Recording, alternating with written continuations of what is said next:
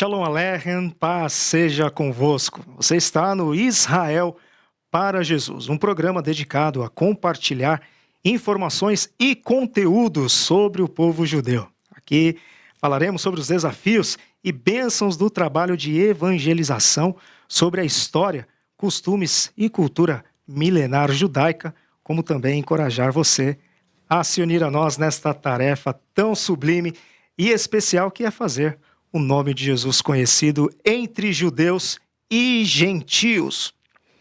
O assunto de hoje tratará de algo muito importante, que é o maior presente que o ser humano pode receber e que um dia nós recebemos também, que é a salvação em Jesus. E para este grande plano de salvação da humanidade, sabiamente, Deus criou um povo para que por meio dele viesse o Salvador. Então, desta maneira, o tema do programa de hoje é a salvação vem dos judeus. Pois é, esta frase são palavras do próprio Senhor Jesus e elas estão registradas no Evangelho de João, capítulo 4. Então ali durante seu icônico diálogo com Jesus, a mulher samaritana, ao perceber que Jesus não era uma pessoa comum, mas um profeta, e Jesus de fato era um profeta e que poderia tirar a sua dúvida, quis saber quem estava certo, os samaritanos ou os judeus, no que concerne ali a salvação. Então, nesse contexto, Jesus começa explicando que a salvação vinha dos judeus e não dos samaritanos. E para conversar sobre este assunto, está conosco aqui uma pessoa muito, mas muito especial, que é a Suzana Rocha. Seja bem-vinda, Suzana. Muito obrigada, boa tarde a todos. Eu disse muito especial porque a Suzana, ela é minha esposa, né? E trabalhamos juntos no Instituto Tzadik. A Suzana, ela foi missionária por mais de 6 anos no Chile, já está há um pouco mais de 10 anos na equipe do Instituto Tzadik. Ela é tanto coordenadora como também docente do curso Conhecendo o Messias nas Escrituras e logo aí ela vai apresentar para a gente um pouquinho a respeito deste curso. E também ela é diretora executiva da editora Davar, que é a editora também do Instituto Tzadik, onde nós produzimos literatura tanto para a edificação da igreja, como também conteúdo evangelístico para que chegue aí aos judeus e eles venham conhecer e receber Jesus como seu Salvador e Messias. Suzana, por que a salvação vem dos judeus? Mais uma vez, obrigado pela sua presença. Deus abençoe. Amém.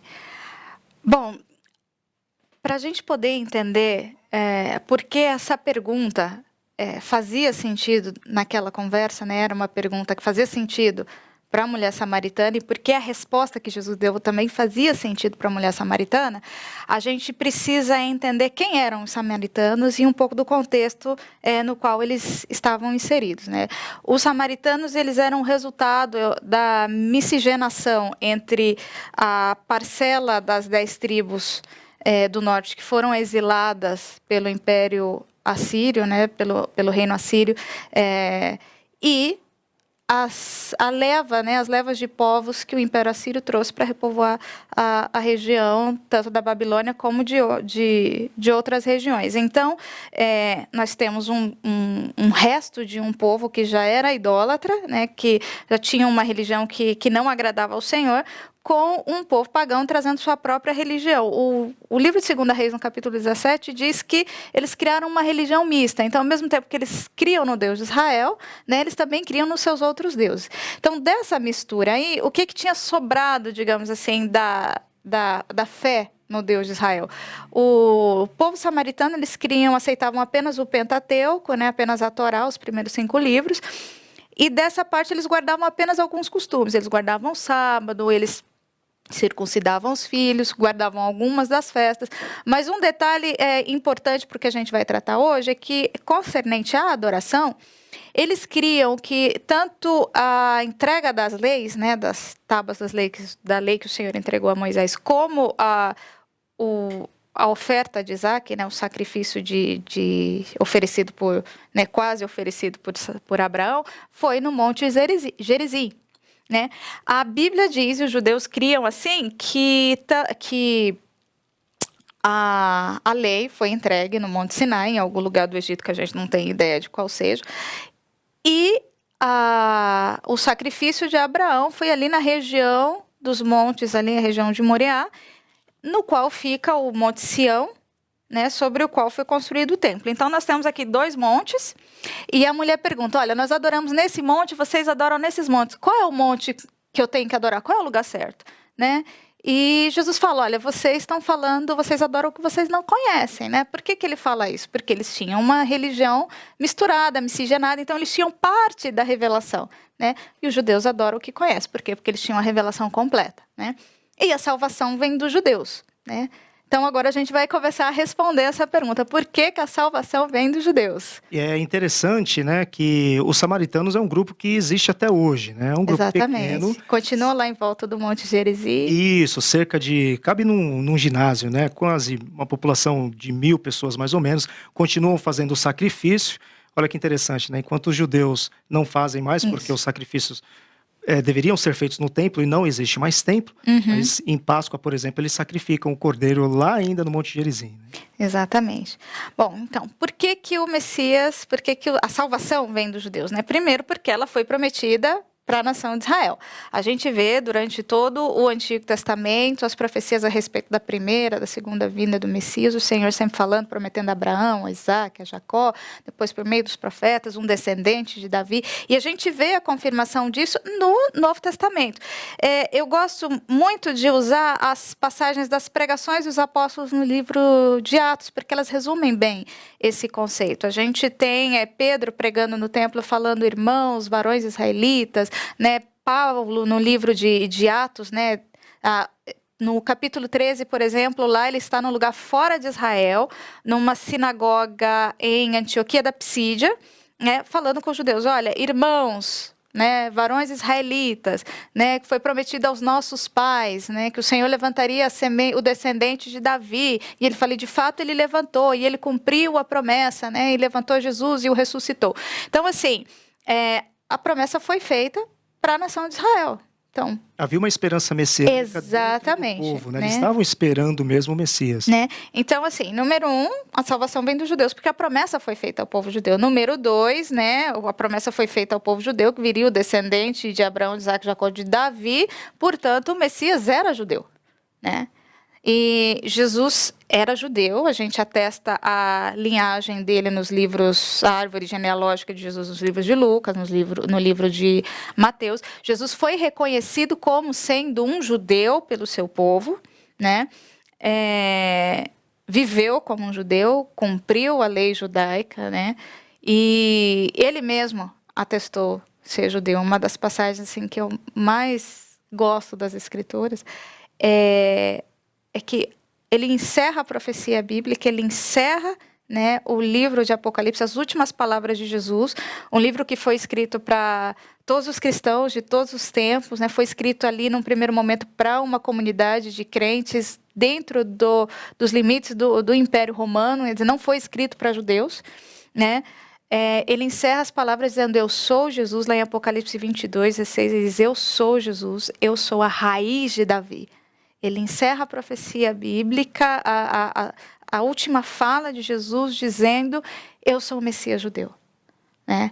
Então, assim, nós temos, a salvação vem dos judeus, porque ela foi prometida ao povo de Israel, e porque o Messias, né, o Salvador, era judeu. Né? E isso foi registrado por judeus. A promessa foi registrada por judeus, né? E o cumprimento, posteriormente, foi registrado por judeus. A Bíblia é um livro essencialmente judaico, com exceção de Lucas, né? Todos os autores eram judeus. Os únicos livros que não foram escritos por judeus foi o Evangelho de Lucas e o livro de Atos. Né? Recapitulando, eu tenho o Messias judeu, eu tenho prometido ao povo judeu, né? E relatado, né? Esta revelação de Deus da salvação. Isso por judeus, né? Por judeus. Não só isso. E isso ficou claro para a mulher samaritana naquele momento. Tanto que depois ela fala, eu sei que depois virá o Messias e tal. Ele fala, não, sou eu que estou falando com você. Ela entendeu naquele momento. E os crentes do primeiro século também entendiam assim. E se a gente for olhar, né, a partir daí a gente vê que os primeiros mensageiros do cumprimento, né, da vinda do Messias, né, eram judeus. O próprio Jesus exerceu seu ministério ali dentro dos perímetros de Israel, né, e ele comissionou para que pregassem essa notícia também a judeus, né? Os 70 que ele enviou lá de 2 em 2 eram judeus. Os 12 discípulos que ele chamou para estar com ele depois enviou, ele comissionou como apóstolos, eram judeus, né? O ir de fazer discípulo por todas as nações foi dito para judeus, né? Então, assim, e ainda, e se a gente pensar um pouco mais distante, os primeiros missionários que foram enviados para o mundo romano propriamente dito, não por ocasião de diáspora, de perseguição, mas intencionalmente, assim, não, nós queremos alcançar o mundo gentílico, eram judeus, Paulo e Barnabé, enviados a partir da igreja de Antioquia da Síria. E é interessante, né, que pegando esta afirmação bíblica, essa verdade bíblica de que a salvação ela vem dos judeus, é curioso porque até um árabe, né, que tem parte, né, não todos os árabes, mas parte do povo árabe ali, que tem rixas, né, com o povo de Israel, para ser salvo eles precisam crer em um judeu. Crer no judeu, E tem muitos árabes, né, que são crentes no Senhor, crendo que Jesus é o Salvador e que ele é um judeu mesmo, né? Sobretudo nos últimos anos, com o advento da tecnologia, das comunicações, a gente tem tido relatos incríveis sobre conversão de árabes, com sonhos e tudo mais. Exatamente. Né? Então, voltando aqui, nós temos o Messias judeu, prometido para o povo de Israel, com a profecia registrada pelo povo judeu e o cumprimento dessa profecia sendo anunciado por judeus, né, para judeus. Né? Os primeiros anos da igreja, a igreja era majoritariamente uma igreja judaica, uma comunidade judaica. A primeira igreja estabelecida, né, a primeira igreja local que foi estabelecida foi a igreja de Jerusalém.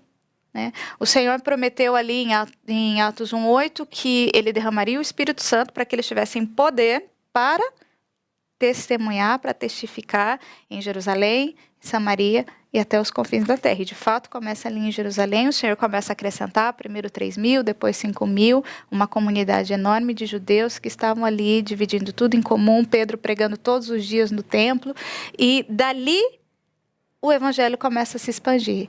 Então, assim, depois que eu tenho uma comunidade judaica cristã estabelecida, né, a partir da morte de Estevão ali em Atos 7, o evangelho começa a se expandir, não porque eles tinham vontade inicial mas porque eles iam e por onde eles iam, eles não guardavam a notícia para si.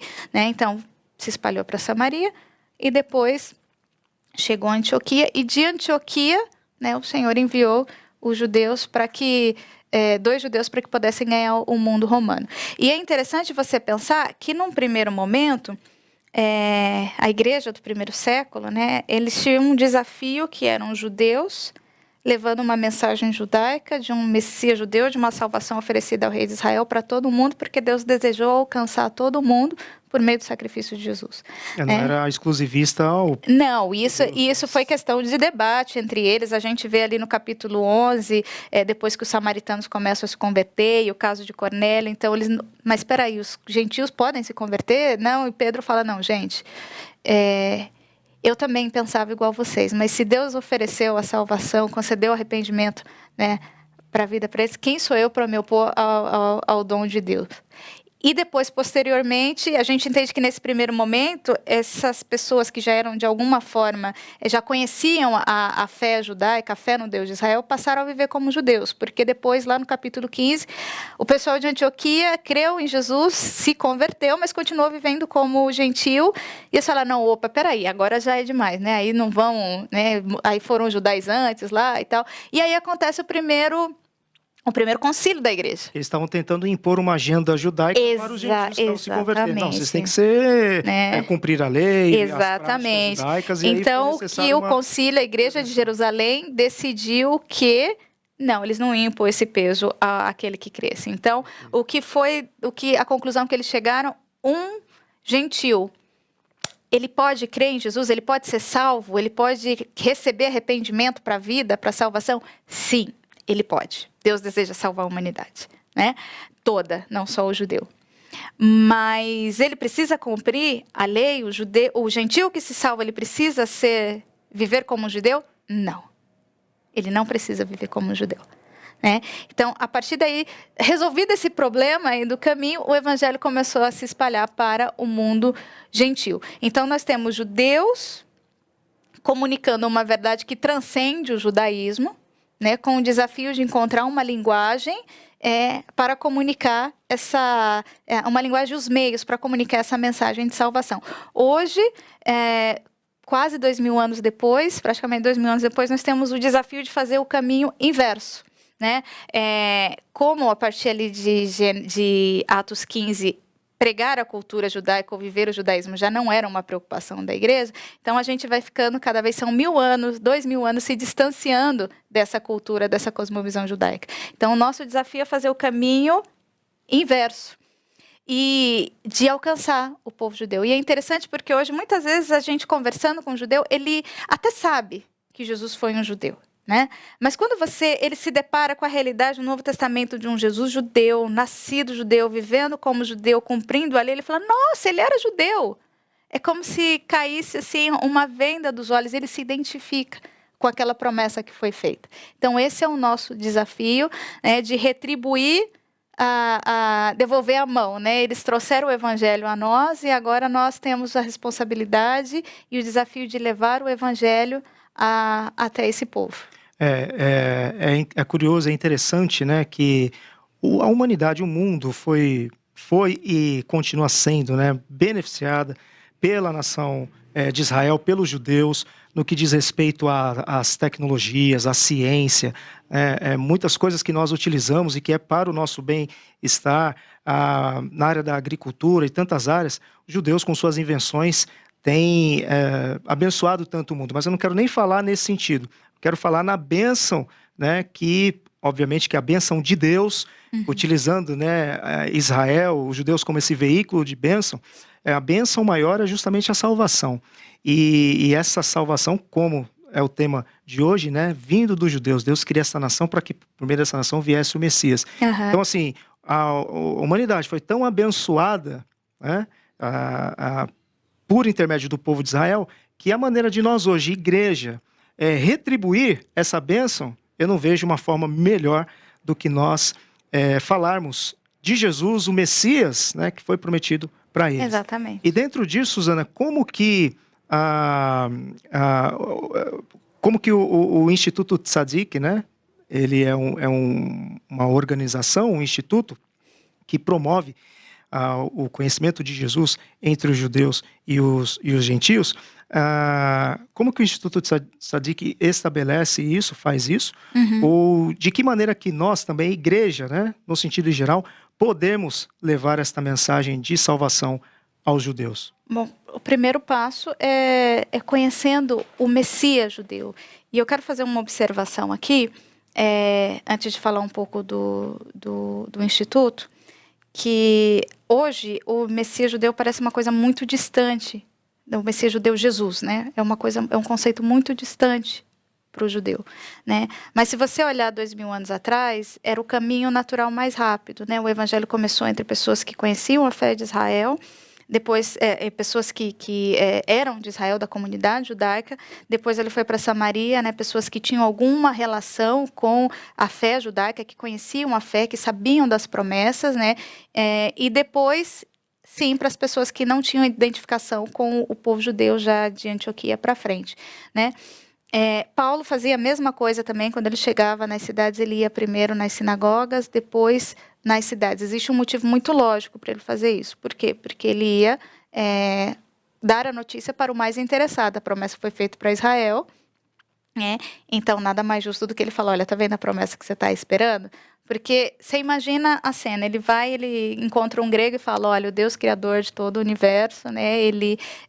Você está apartado dele, está destituído da glória dele, mas ele tem um plano para a sua vida, né? E ele enviou Jesus para que você pudesse ser salvo por meio da nação de Israel. Aí você fala, nossa, que interessante, né? Ele mandou o Messias judeu para o povo judeu. O que os judeus estão achando disso? Bom, não sei, ainda não contei para eles. Né? Então, assim, não faz sentido. Né? Então, assim, existe um caminho lógico aí.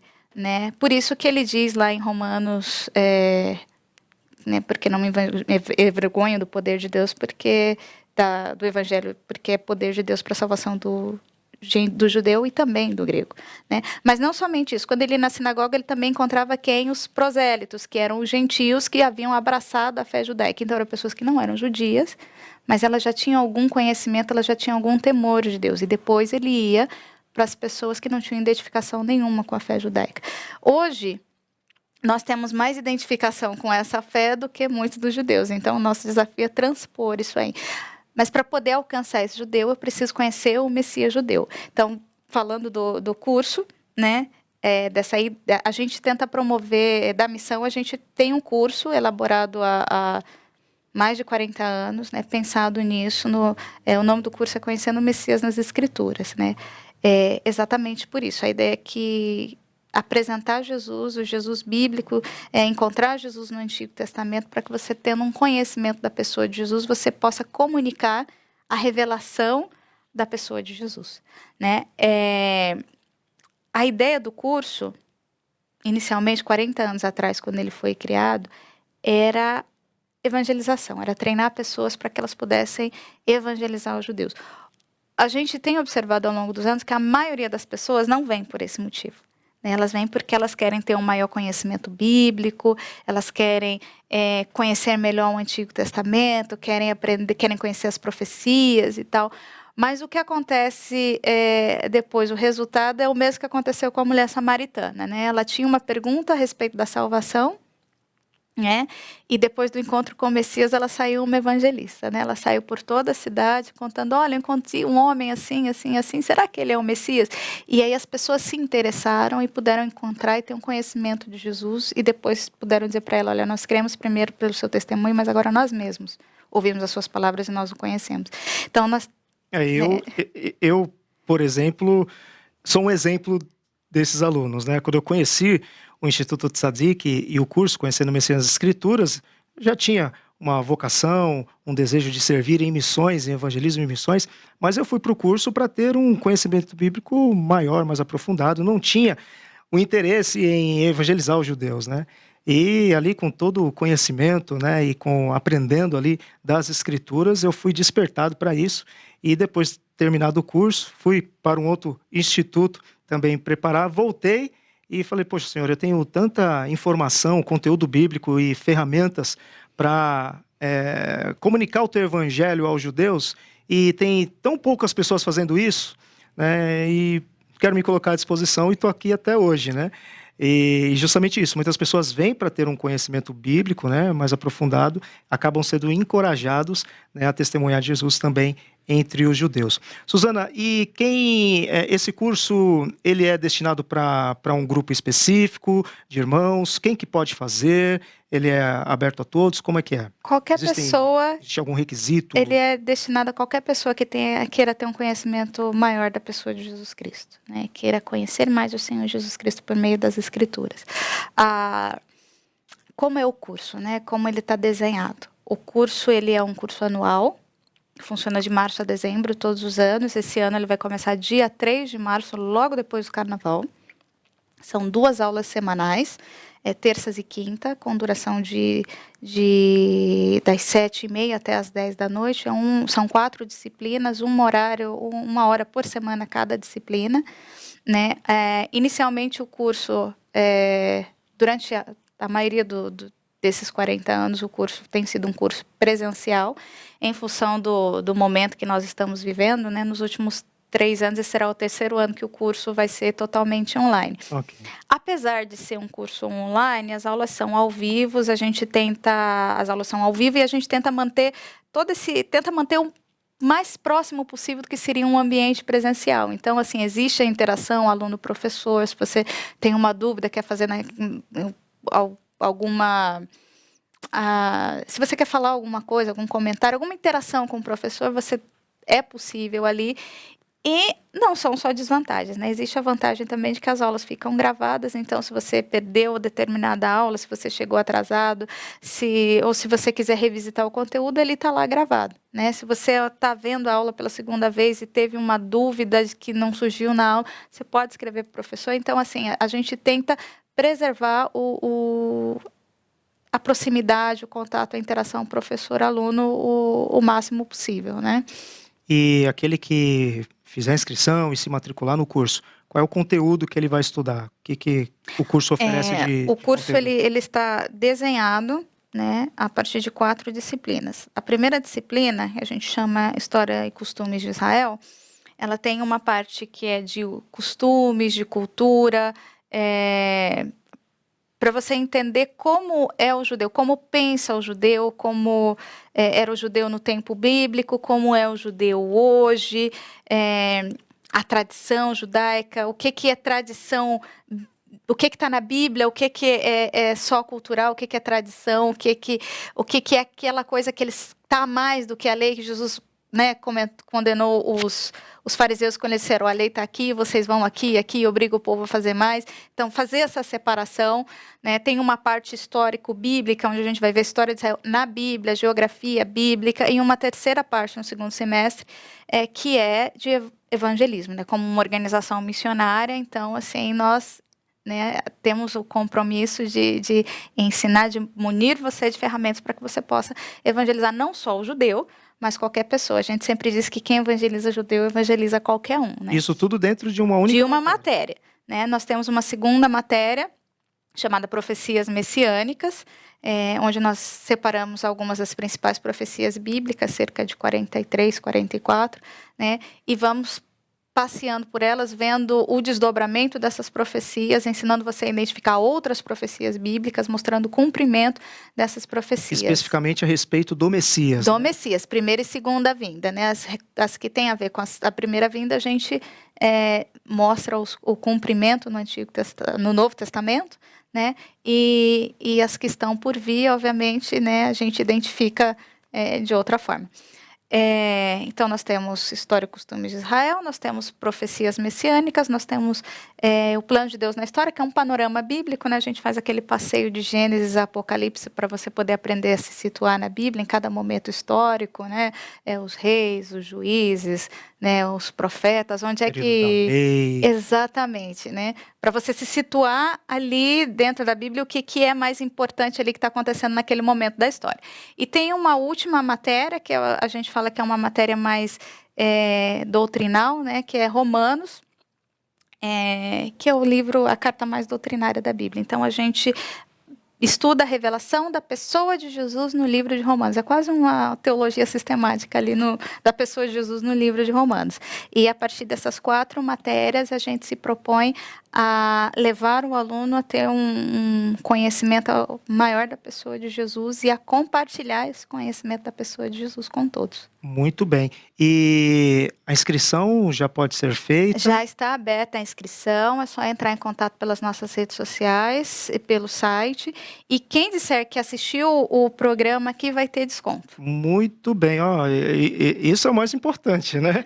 Então, a audiência do Israel para Jesus aqui na IPP-TV, né? Você entrando em contato e informando que você ficou sabendo do curso através aqui do programa, você vai ter um desconto. Então, pelo site, né, institutotzadik.org, Instituto TZADIK.org,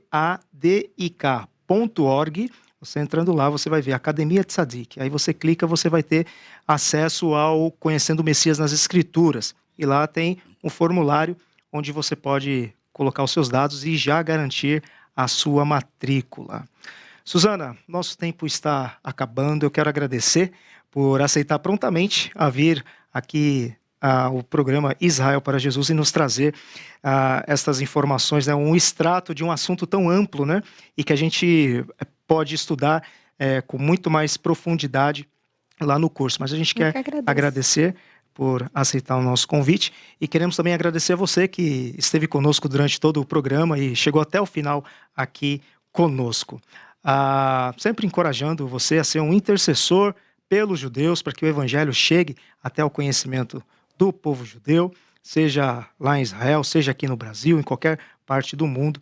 Então, e fica também o encorajamento e o convite para você unir-se a nós nessa tarefa tão importante de pregar o evangelho, sermos testemunhas de Jesus onde quer que nós estejamos, né? Tanto para judeu como também para gente. Eu quero me despedir então dizendo para vocês, Shalom Aleichem, paz seja convosco e até o nosso próximo programa. Tchau, tchau.